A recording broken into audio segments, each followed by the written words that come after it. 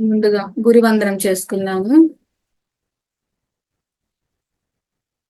అఖండ మండలాకారం వ్యాప్తం ఏన చరాచరం తత్పదం దర్శితం ఏన తస్మై శ్రీ గురవే నమః. సదాశివ సమారంభం శంకరాచార్య మధ్యమాం అస్మదాచార్య పర్యంతం వందే గురు పరంపరం. గురు బ్రహ్మ గురు విష్ణు గురుర్దేవో మహేశ్వరః గురు సాక్షాత్ పరబ్రహ్మ తస్మై శ్రీ గురవే నమః. నిత్యానందం పరమసుఖదం కేవలం జ్ఞానమూర్తిం విశ్వాతీతం గగన సదృశం తత్వమస్యాదిలక్ష్యం ఏకం నిత్యం విమలం అచలం సర్వదీ సాక్షిభూతం భావాతీతం త్రిగుణరహితం సద్గురుం తం నమామి. ఓం సహనావవతు సహనో భునక్తు సహ వీర్యం కరవావహై తేజస్వినావధీతమస్తు మా విద్విషావహై. ఓం శాంతి శాంతి శాంతి. సమస్త గురువులకి హృదయపూర్వక ఆత్మ ప్రణామాలు.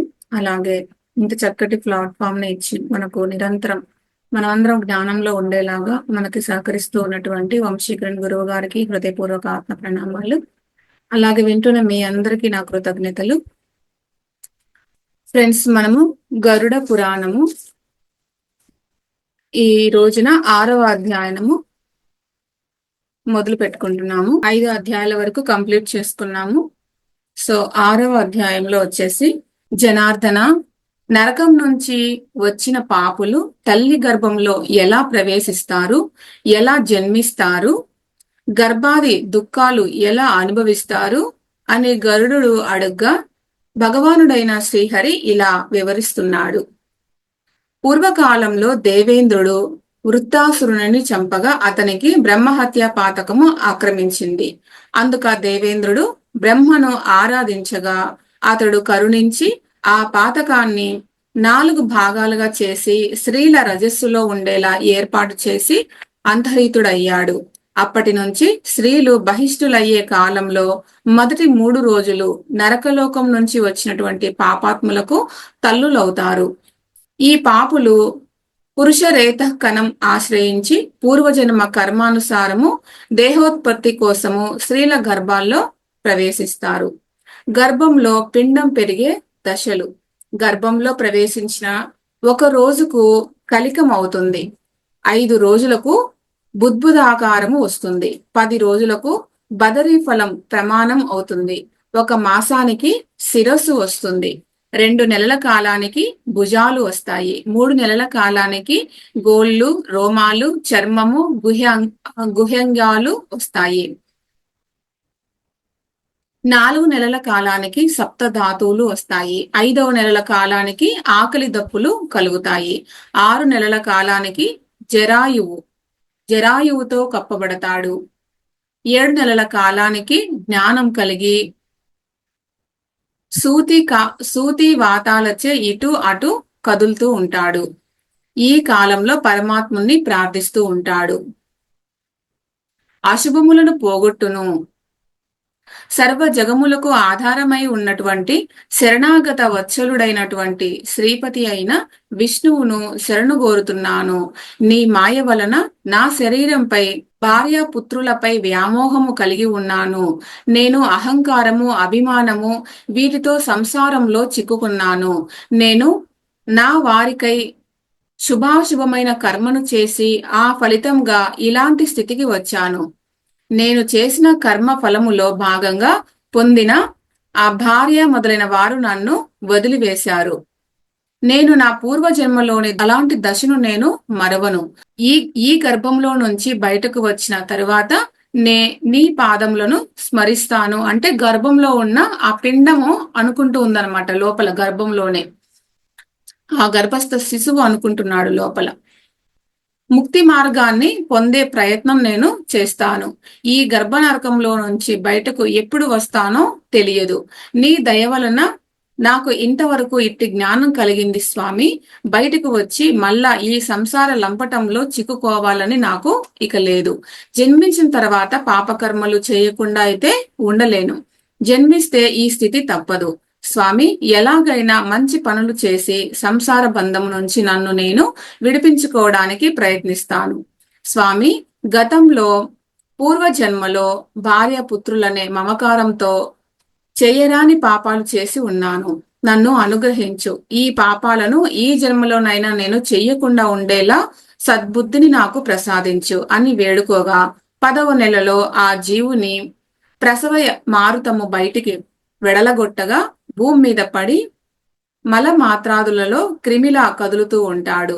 అప్పుడు జ్ఞానం నశించి అజ్ఞానము ఆవరిస్తుంది. అనగా ఇహలోకపు మాయ ఆ జీవుని కమ్ముకుంటుందని భావము. అంటే పిండ దశగా ఉన్నప్పుడు, కడుపులోనే ఉన్నప్పుడు అతడికి జ్ఞానం ఉంటుంది.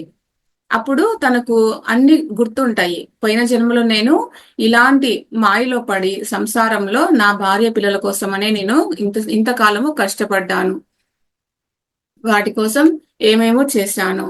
కానీ ఇప్పుడు మాత్రము నేను అలాంటి మాయలో నేను పడను. ఇకనైనా ఆ భగవంతుణ్ణి స్మరిస్తూ అలాంటి యోగ్యమైన జీవితాన్ని నేను గడపాలి అనేసి కోరుకుంటాడు గర్భంలో ఉన్నప్పుడు. అయితే బయటకు ఎప్పుడైతే 10వ నెల రాగానే బయటకు ఎప్పుడైతే పడతాడో, ఆ పడినప్పుడు ఏమవుతుంది, మళ్ళీ అతడు మొదటి బ్రీత్ని ఎప్పుడైతే తీసుకోవడం జరుగుతుందో అప్పుడు ఏమవుతుంది, ఆ జ్ఞానం కాస్త పోయి తిరిగి ఈ ప్రాపంచిక జ్ఞానంలో మళ్ళీ వచ్చి పడతాడనమాట. సో గర్భంలోనే ఉన్నప్పుడు కలిగే వైరాగ్యము, రోగ వైరాగ్యము, శ్మశాన వైరాగ్యము మొదలగు వాటి వల్ల జనించే జ్ఞానము, పురాణ శ్రవణము వల్ల కలిగే జ్ఞానము స్థిరమై ఉన్నప్పుడు మనుషులందరికీ ముక్తి తప్పకుండా వస్తుంది.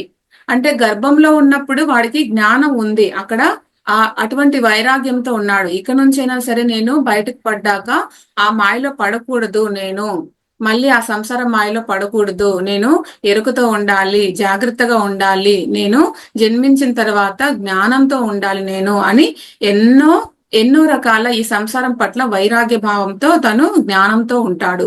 తర్వాత రోగగ్రస్తుడైనప్పుడు కూడా ఏంటి నరకాలు, ఈ బాధలు, ఎందుకు ఇలాంటి పరిస్థితి అనే వైరాగ్యం అక్కడ వస్తుంది. తర్వాత శ్మశాన వైరాగ్యము వస్తుంది. అప్పుడు కూడా ఈ ఎంత మనం కష్టపడ్డా చివరికి అన్ని వదిలేసే కదా మనం వెళ్ళాలి, దీనిగా ఇంత కష్టపడ్డాం మనము అనేసి శ్మశాన వైరాగ్యం కూడా కలుగుతుందన్నమాట. అలానే పురాణ శ్రవణం వల్ల కూడా మనకు జ్ఞానం వస్తుంది. పురాణాలను తెలుసుకుంటూ ఉన్నప్పుడు ఇలాగా మనకు ఈ వైరాగ్యము వస్తూ ఉంటుంది. అయితే ఇదే రీతిలో ఆ వైరాగ్య స్థితిలో అతను ఉండే అలా ఉన్నప్పుడైతేనే అతడికి ముక్తి అనేది తప్పకుండా వస్తుంది. అలాంటి వైరాగ్య స్థితిలో ఉండగలిగితే, ఆ వైరాగ్యం వచ్చిన దగ్గర నుంచి అదే స్థితిలో ఉండగలిగితే తప్పకుండా ముక్తి వస్తుందట అతడికి. వైరాగ్య జనితమైన జ్ఞానము లేదా ప్రేరణాజనిత జ్ఞానము తాత్కాలికమే. ఇలా గర్భంలో అనేక యాతనలు పొంది జన్మించి అనేక బాధలు పొందుతాడు. ఇలా బాల్యాన్ని, యవ్వనాన్ని, విపరీత భావాలని పొందుతాడు. శాస్త్రములను, సత్పురుషులను తిరస్కరించి దేవమాయకు లోబడి, ఆయా ఇంద్రియాలకు లోబడి అనేక బాధలు పడతాడు. అహంకారంతో అనేక పాపాలు చేస్తాడు. దుర్లభమైన మానుష జన్మను పొంది సత్కర్మలు చేయక దుష్కర్మలనే చేసి పాపాత్ముడు అవుతాడు. ఇక్కడికి వచ్చిన తర్వాత మళ్ళీ ఇలాగా ఈ మాయలో పడి ఈ బాధలను అన్నిటినీ అనుభవిస్తూ ఈ ఇంద్రియాలకు లోబడి ఎంతో మంది పెద్దలు చెప్తున్నా వినకుండా ఈ ఇంద్రియాల వల్ల అనేక బాధలు పడుతూ అహంకారంతో అనేక పాపాలు చేస్తూ ఇలాంటి గొప్ప జన్మను ఎత్తి ఉన్నప్పటికీ కూడా ఇలాగా తయారయ్యి మళ్ళీ తిరిగి పాపాత్ముడుగా తయారవుతాడు. శైశవ బాల్య దశల నుంచి యవ్వనాది దశలన్నీ కూడా ఇవి అని చెప్పరాని బాధలకు, దుఃఖాలకు నెలవు. ఏ జంతువు అయినా శబ్దంతోనో, రూపం వల్లనో, స్పర్శ వల్లనో, గంధం వల్లనో వంచబడుతూనే ఉంటుంది. ఈ మానుష జన్మము ఎంత ఉదాత్తమైనదో అంత జటిలము, అంతగానో లంపట హేతువు. పుణ్య సమపార్జనకు ఎంత అనుకూలంగా ఉన్నదో ఇహలోక లంపటాలతో తగులుకోవడానికి కూడా అంతే అనువుగా ఉంటుంది. కారణము ముందే చెప్పినట్లుగా ఇంద్రియ చాపల్యం. వీటితో జ్ఞానాన్ని సమపార్జించుకోవడము ఎలా? విషయవాంఛలకు లోబడటమా? అనేది ఆయా మానవుల విచక్షణ మీద, స్వతంత్ర నిర్ధాయక శక్తి మీద ఆధారపడి ఉంటుంది. మరి దీని నుంచి మళ్ళీ ఎలా బయటపడాలి అంటే, మన మానవ శరీరము ఎంతో గొప్పది.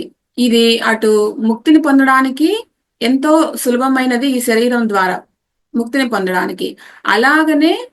అలాగా ఆ దారిలో కాకుండా తిరిగి మళ్ళీ ఇలాగ సమస్యల్లో ఇరుక్కోవడానికి కూడా అంతే ఈజీగా ఇది బాడీ ఉంటుందన్నమాట. సో ఏ వైపు మనం ప్రయాణం చేయాలి అన్నది మన యొక్క విచక్షణ మీద ఆధారపడి ఉంటుందని చెప్తున్నారు ఇక్కడ. ఈ 5 ఇంద్రియాలను దేని నిమిత్తము వినియోగించాలని మనిషి ఆశిస్తున్నాడో దానిని బట్టి అతని పుణ్య పాప కార్యాలు ఉంటాయి. ఐహికంగా సుఖాలను అనుభవిస్తూ ఉంటాయి. నిజంగా ఆముస్మిక సాధన ఆటంకాలు వీటిని జయించి భ్రమలకు లోను కాకుండా జీవితము గడుపు వారికి ఇది స్వర్గము తథ్యమవుతుంది.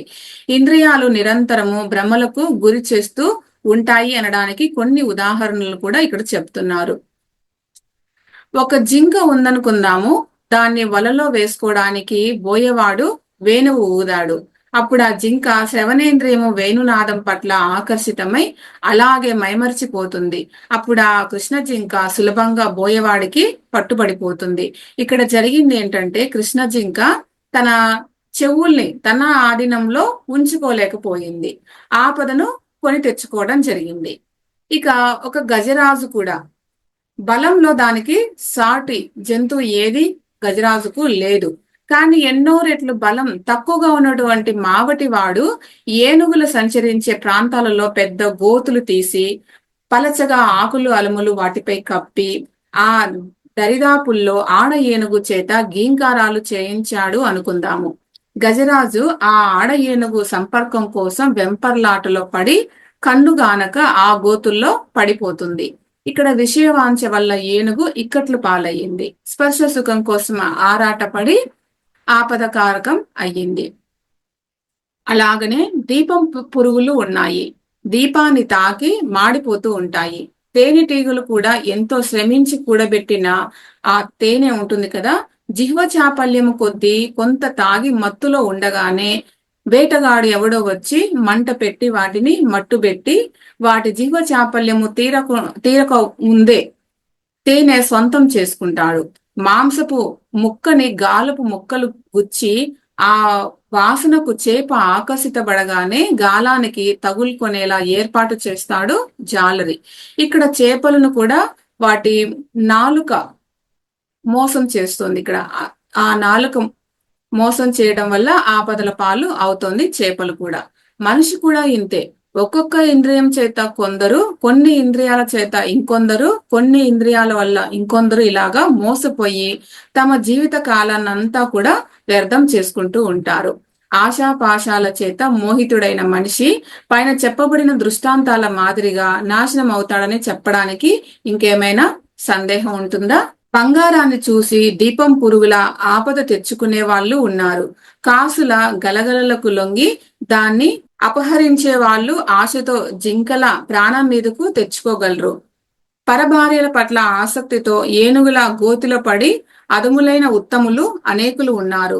అంటే ఎంతో మంది ఉత్తములుగా ఉన్న వాళ్ళు కూడా ఇలా అయిపోతూ ఉంటారనమాట. భార్య పుత్రులనే తేనెలుగా భావించి అన్ని సమకూర్చితే వాళ్లే తనకు కాకుండా పోయినప్పుడు తేనెటీగ మాదిరిగా వగచేవారు ఉన్నారు. అధికారము పదవి ఆశించి చేపలాగా ముళ్ళుకు చిక్కి విలవిలలాడే వాళ్ళు ఉన్నారు. పదవి నిర్వహణలో సుఖం ఉందనుకోవటం కూడా భ్రమనే. గద్దెనెక్కిన వారి పాటలు వారికి కలిగే ఆటుపోట్లు అనుభవిస్తే తప్ప అవి తెలియవు. బాలుడైనా, యవ్వనం గలవాడైనా, వృద్ధుడైనా జరిగిపోయిన రోజుల్ని లెక్కించే యముడు ఒకడు ఉన్నాడని తెలుసుకోవటం లేదు. లోకాల్లో జనులు పుట్టి పుట్టి మరణిస్తూనే ఉన్నారు. జననం అనేది ఇతరులకు తెలియకుండా ఎలా జరిగిపోతూ ఉన్నదో, ఆయువు తీరిపోయాక ప్రాణం కూడా అలాగే పోతూ ఉంది. కానీ భార్యాపుత్రాదులను విడిచి అందరూ చూస్తూ ఉండగానే మరణిస్తారు. లోకంలోకి తాను ఒక్కడే ఎవరి తోడు లేకుండా ఎలా వస్తున్నాడో, పోయేటప్పుడు కూడా ఎవరి తోడు లేకుండా ఒక్కడే పోతాడు. మరణించిన వారి దేహాన్ని భూమిపై కట్టెలాగా ఉంచి బంధువులంతా ఆహాకారాలతో ఏడుస్తూ ఉంటారు. వాళ్ళు అలా ఏడవడం వల్ల ప్రయోజనం ఏమైనా ఉంటుందా అంటే ఏమీ ఉండదు. ఒకడు తప్పుడు సాక్ష్యాలు చెప్తాడు, మరొకడు తప్పుడు లెక్కలు చూపిస్తాడు, ఇంకొకడు చెడు త్రోవ త్రొక్కుతాడు. ఇలాగే కొందరు హత్యలు చేస్తారు. వావి వరసలు లేక స్త్రీ పొందు కోరుతూ ఉంటారు కొందరు. ఎన్నెన్నో పాపాలు చేసి ధనం పోగు చేసి అది చూసుకొని మురిసిపోతూ ఉంటారు. ఇలా విషయ సుఖాలకు ఇంద్రియ భోగాలకు బలీయమైనప్పుడు మనుషులు ఈ జన్మను వ్యర్థంగా చెడగొట్టుకున్న వారే అవుతారు. ఇంతకంటే మూడులు ఇంకొకరు ఉండరు కదా. మనుష్య జన్మం అనేది అన్ని జన్మల కంటే దుర్లభమైనది అని తెలిసి అందున బ్రాహ్మణ జన్మను కూడా ఎత్తి బ్రాహ్మణత్వము నిలుపుకొనక విషయాసక్తము చేత చెడితే అతడు తన చేతిలోని అమృత భాండాన్ని తానే జార విడుచుకునే వెర్రివాడితో సమానుడు అవుతాడు. ఆ తర్వాత వార్ధక్యాన్ని పొంది రోగాలతో బాధపడుతూ మృతి చెంది తిరిగి నరకాలకు పోతాడు. ఇట్లాగే గతాగతముల చేత పాపాత్ములు కర్మబద్ధులై నా మాయామోహితులై ఎన్నటికీ వైరాగ్యము పొందక సంసారంలో పడి మునిగి తేలుతూ దుఃఖిస్తూ ఉంటారు. పాపులు నరకానికి వెళ్లే విధానము వివరించబడింది ఇక్కడ. గరుడ, మరలా ఇంకేం వినగోరుతావు అని శ్రీహరి అడిగాడు. జీవుడు పిండ శరీర ఆకృతిని పొందే విధము చెప్పమని అడిగాడు గరుడు. యమదూతల చేత పరిగ్రహించబడిన వాయు శరీరము గల ఆ జీవుడు కాల్చడానికి పేర్చిన చితికి 10 మూరల దూరంలో నిలిచి ఉంటాడు. అగ్ని చేత తన దేహానికి తగిలే జ్వాలల సెగకు హాహాకారాలు చేస్తూ ఉంటాడు. ఆ జీవుడు తన శరీరాన్ని కాల్చేటప్పుడు 10 మూరల దూరంలో నిలబడి వాడు బాధపడుతూ ఉంటాడు. ఆ అగ్ని జ్వాలల సెగలకి అతడు విలపిస్తూ ఉంటాడు. ఆ జీవుడు ఏ కొద్దిపాటి పుణ్యము చేసిన వాడు అయితే గనక ఈ దేహము విడడమే మంచిది అని అనుకుంటాడంట. దానికి సంతోషిస్తాడంట జ్ఞానం ఉన్నవాడైతే గనక. శిరస్సు దహనం అయ్యేంత వరకు జీవునికి ఆ శరీరం మీద ఆశ అనేది వదలదు. తలకు కొరివి పెట్టడం అనే ఆచారము ఇందువల్లనే వచ్చిందనమాట. అంటే ఆ శరీరం తల ఉన్నంత వరకు ఆ శరీరం కాలుతూ ఇంకా కాలనంత వరకు కూడా వాడికి ఆ వ్యామోహం ఉంటుంది. ఇంకా నా శరీరంలోకి నేను వెళ్ళాలి అనేసే ఉంటుంది. సో ఎప్పుడైతే ఆ శరీరం కాలిపోతుందో అప్పుడు వాడికి అందులో నుంచి బయటకు పడతాడనమాట. ఆ శరీరం మీద ఆశ అనేది పోతుంది వాడికి. శిరస్సు మొదలు యావత్ దేహం కూడా కాలి భస్మమైన పిదప జీవునికి పిండ శరీరం ఏర్పడుతుంది. ఈ శరీరం కాలిపోయిన తర్వాతనే పిండ శరీరం అనేది వస్తుంది. ఇది ఎలా అంటే పుత్రుడు మొదటి దినము అపరకర్మ చేసే రోజున వేసే పిండం వల్ల శిరస్సు, రెండో రోజు వేసే పిండం వల్ల కంఠము, భుజాలు, మూడో నాటి పిండం చేత వక్షము, 4వ నాటి పిండం వల్ల పొట్ట, 5వ నాటి పిండం వల్ల బొడ్డు, 6వ నాడు పెట్టే పిండం వల్ల పిరుదులు, 7వ నాటి పిండం వల్ల గుహ్య అవయవాలు, 8వ నాడు పిండం పెట్టడం వల్ల తొడలు, 9వ నాటి పిండము వల్ల కాళ్ళు కలిగి 10వ నాటి పిండం వల్ల పూర్తి శరీరం అంతా కూడా ఏర్పడుతుంది. జీవుడు చావడానికి పూర్వము తాను భార్య పిల్లలతో ఉన్నటువంటి ఇంటికి వచ్చి లోపలికి పోలేక ఆకలి దప్పుల చేత వ్యధ చెందుతూ వచ్చిపోయే వాళ్ళని చూస్తూ ఆ ఇంటి వాకిట్లోనే నిలిచిపోతాడు. ఆ పిదప ఆ జీవుడు 11వ రోజు 12వ రోజు తన పుత్రుని చేత బ్రాహ్మణులకు ఇవ్వబడిన దానిని భుజించటము ద్వారా ఆకలి దప్పులు తీర్చుకుంటాడు. తిరిగి 13వ రోజున యమభటులు లాగుతూ ఈడ్చుకుని పోతూ ఉంటే తన వాళ్ళని వదిలి రాలేక ఏడ్చుకుంటూ మొత్తుకుంటూ యమలోకము చేరుకుంటాడు. గరుడు ముకుందుని చూచి, స్వామి, ప్రేత జన్మము పొందినవాడు దాని నుంచి ఎలా విముక్తులవుతారు? ఎవరినైనా గాని ప్రేతము ఎంతకాలం పీడిస్తుంది? ఈ పీడ నివారణార్థం ఏం చేయవలసి ఉంటుంది? సవిస్తరముగా నాకు తెలియచేయవాలని కోరుకుంటున్నాను అని ప్రార్థించగా విష్ణుదేవుడు ఇలా చెప్తున్నాడు.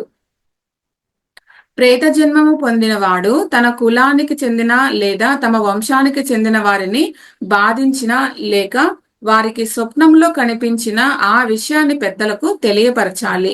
వారు విధించిన ప్రకారము చింతన కలిగే ప్రవర్తించాలి.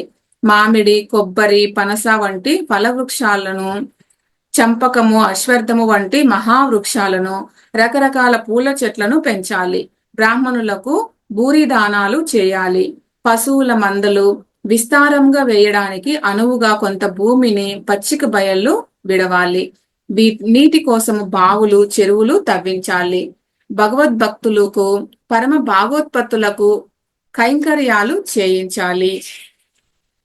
గంగా నది వంటి పుణ్య తీర్థాలలో స్నానం చేసి దాన ధర్మాలు చేయాలి. ప్రేత జన్ముని దోష కారణంగా ఎవరికైనా ఇటువంటి ధర్మ కార్యాల మీద ఆసక్తి జనించకపోయినా, ధర్మ కార్యాచరణ జరపకపోయినా కష్ట నష్టాలు వృద్ధి అవుతాయి. ప్రేత జన్ముడే వచ్చి బాధించకపోయినప్పటికీ తనకు తానుగా ధర్మ కార్యాలను ఆచరించే వారికి సుఖ సౌఖ్యాలు వృద్ధి పొందుతాయి. అంతేగాక ఈ దాన ధర్మాల వల్ల ఆ జీవునికి ప్రేతత్వము వదిలిపోయి యమలోకానికి చేరి ప్రేత శరీరాన్ని విడుస్తాడు. నీకు ఇంతకు ముందు యమలోకపు దారిలో వైతరినికి ఆవల విచిత్రమైన పిశాచాలు ఉన్నాయి అని చెప్పడము గుర్తున్నది కదా. ఈ ప్రేత దేహులు కూడా అలాంటి వారే. అందుకనే వాళ్ళ కోసము ఇక్కడ ధర్మమైనటువంటి డబ్బులతో వారికి వాళ్ళ పేరిట సత్రాలు ఇలాంటివి మనము ఎప్పుడైతే కట్టిస్తామో అప్పుడు వాళ్ళకు విముక్తి అనేది లభిస్తూ ఉంటుందట. సో గరుడు అడిగిన మీద ఆ విషయమై శ్రీ విష్ణుమూర్తి చెప్తున్నాడు, ఓ పక్షిరాజా, ప్రేత దేహ దారి వల్లనే ఈ బాధలు కలుగుతున్నాయని పెద్దలు జ్ఞాన వృద్ధులు నిర్ధారించినప్పుడు సంశయించక విశ్వసించాలి.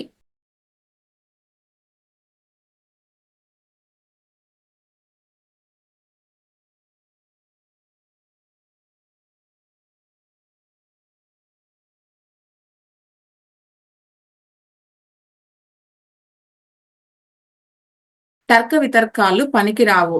అందువల్ల ప్రేతదేహుని బాధలు తనకు నివర్తించబడమే కాక తన వంశీకుడైన పితృదేవతలకు కూడా మేలు కలుగుతుంది కదా. ఇక్కడ మనకు చెప్తూ ఉంటారు కదా పెద్దలు జ్ఞానులు, ఇది ప్రేతదేహం వల్లే మీకు ఈ బాధలు కలుగుతున్నాయి అని చెప్తూ ఉంటారు. చెప్పినప్పుడు మనము వాటిని తర్కించకుండా ఇది ఇలా ఎందుకు అవుతుంది అలా ఎందుకు అవుతుంది ఇలా అనకుండా ఆ పెద్దలు చెప్పిన దాన్ని వినాలి. దానికి ఇంకా వాళ్ళు చెప్పిన దాన్ని బట్టి మనము ఆ ప్రేత దేహాలకు ఏం చేయాలో అవి చెయ్యాలి. దానివల్ల ఆ పితృదేవతలే కదా మళ్ళీ వాళ్ళకి మేలు జరుగుతుంది కదా, సంతోషమే ఉంటుంది కదా దానివల్ల చేయటం వల్ల. సో దాన ధర్మాలు విశేష పుణ్య కార్యాలు చేయలేకపోయినా నారాయణ బలి అనే ఒక క్రియనైనా ఆచరించాలి. కానీ ఇవి ఆచరించకనే నారాయణ బలి ఆచరించటం వల్ల విశేష ఫలితం అనేది ఉంటుంది. స్నానము, జపము, హోమము, దానము ఇది క్రమము. పై చెప్పబడిన సర్వపాప నివృత్తిదాయకము. పుణ్యకాలంలో పుణ్యక్షేత్రాలలో పితృ ప్రీతిగా ఆచరించడం అనేది శ్రేష్టము. ప్రతి మానవునికి తల్లి, తండ్రి, గురువులే ముఖ్య దైవాలు. దేహాన్ని కలుగ చేయటం చేత, సన్మార్గము బోధించడం చేత ఈ ముగ్గురే ముఖ్యులు అవుతారు. ఏకకాలమందైనా వీరు పూజనీయులే. వారు చెప్పినవి అనుసరించదగినవి.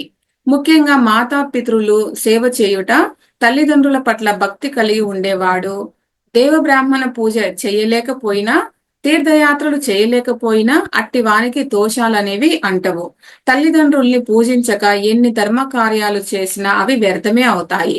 తల్లిదండ్రులుగా దాన ధర్మాలు చేయడము, వారు మరణించిన వెనుక దాన ధర్మాలు చేయడము, ఇవి రెండు కూడా వేరువేరు ఫలితాలను ఇస్తాయి.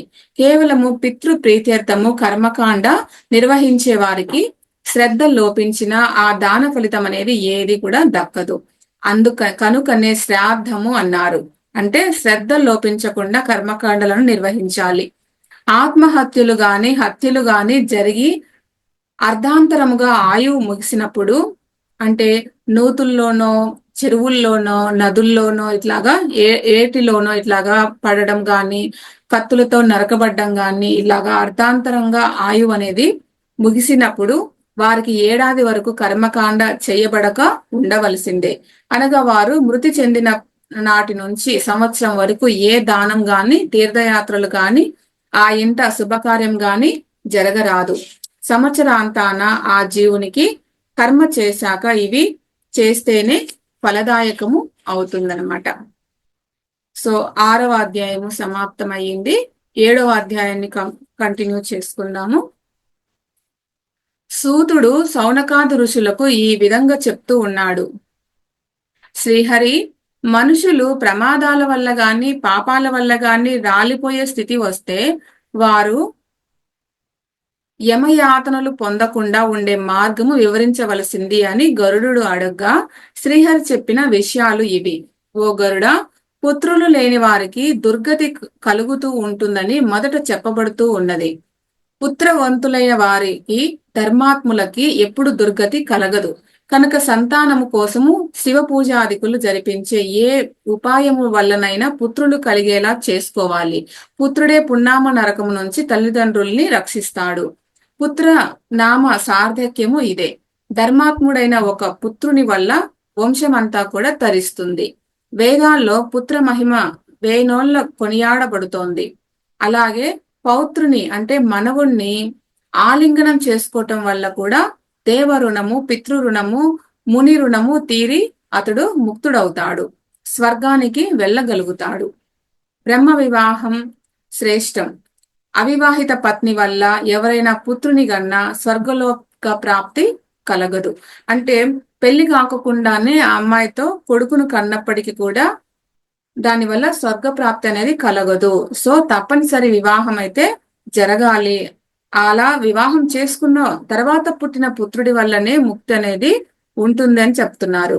అట్లే ఇతరులు చేసిన శ్రాద్ధాల వల్ల సైతము స్వర్గము పొందినట్లే సవర్ణ స్త్రీ వల్ల కలిగిన ఔరస పుత్రుని వల్ల చేయబడే శ్రాద్ధం వల్లను స్వర్గలోకము పొందగలుగుతారు అని చెప్పగా, దీనికి ఏదైనా దృష్టాంతము ఉన్నదా అని శౌనకాదులు అడిగారు.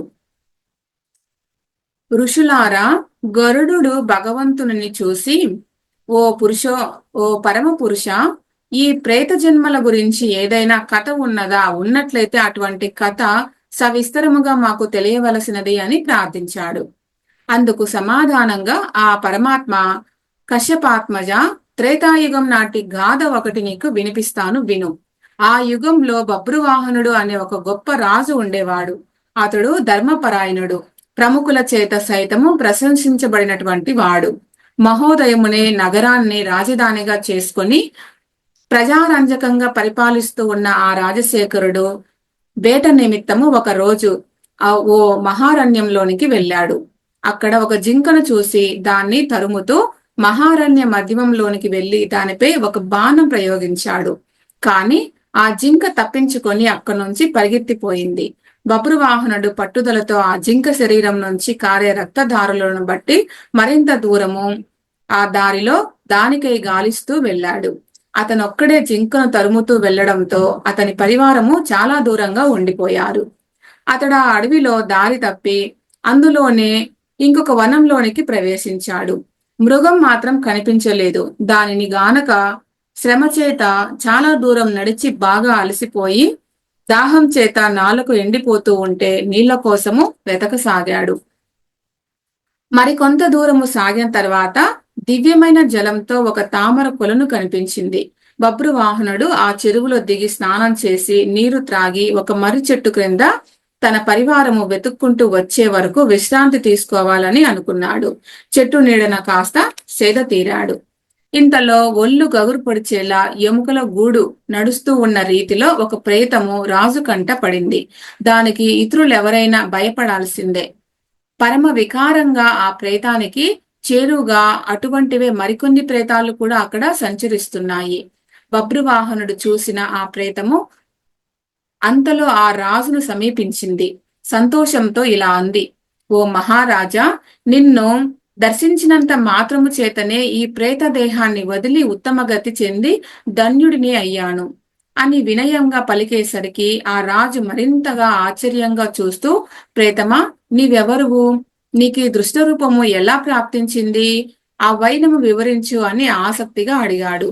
అప్పుడు ఆ ప్రేతము, ఓ మహారాజా, నా యొక్క చరిత్రను చెప్తున్నాను, వినవలసింది. వైదశమనే పట్టణము ఒకటి ఉంది.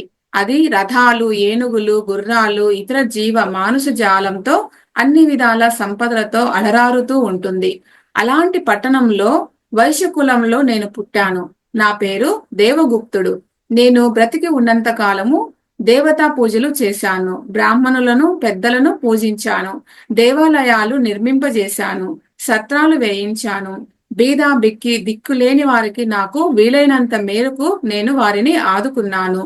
నాకు తెలిసి ఏ జీవికి హాని తలపెట్టలేదు. నాకు భార్యాపుత్రులు లేరు, బంధువులు లేరు. మరణానంతరం ఈ ప్రేత జన్మ సంప్రాప్తించడానికి కారణము నాకెవ్వరూ కూడా కర్మ చేయకపోవడమే. చూడండి ఫ్రెండ్స్, ఇన్ని చేసినా కూడా ఇంత గొప్పగా అతను జీవించినప్పటికీ అతడికి కర్మ చేయకపోవటం వల్ల ఆ ప్రేత జన్మ అనేది వచ్చింది. పైగా నాకు ఈ ప్రేత జన్మ సంభవించి చాలా కాలమయ్యింది. ఓ రాజశ్రేష్ఠ, నేను నిన్నొక్కటి అభ్యర్థిస్తున్నాను. మరణించిన వారికి సంస్కారము సంచయము నిత్య విధి, వృషోత్తర్జనము, షోడశము, సంపిండీకరణము, మాసికము, శ్రాద్ధము ఈ మొదలైనవన్నీ కూడా పుత్రులు లేక జ్ఞాతలు చేయవలసిందే. జ్ఞాతలు అంటే దాయాదులు అయినా చెయ్యాలి. కాని ప్రభువైన నీవు లోక బాంధవుడవు, ఎవరూ లేని వారికి నీవే ఆప్తుడవు, రక్షకుడవు కూడా. ప్రేతరూపుడైన అత్యంత బాధ తప్తుడనై ఉన్న నన్ను ఈ ఆపద నుంచి గట్టెక్కించగలవు. నా దగ్గర దీనికి సాటి రాదగ్గ మణి ఇంకొకటి లేదన్న రీతిగా ప్రకాశించే ఒక గొప్ప రత్నము ఉంది.